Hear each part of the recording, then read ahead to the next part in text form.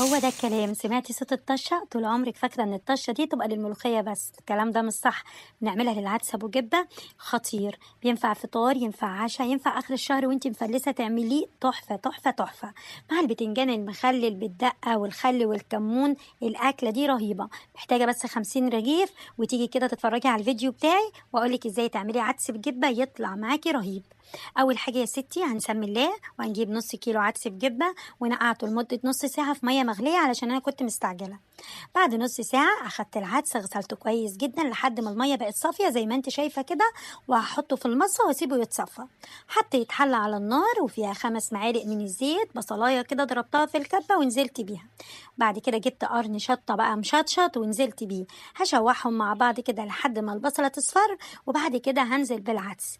بقلب العدس مع البصل مع الفلفل لمدة 3 4 دقايق. ولو انت مش حابة الحاجة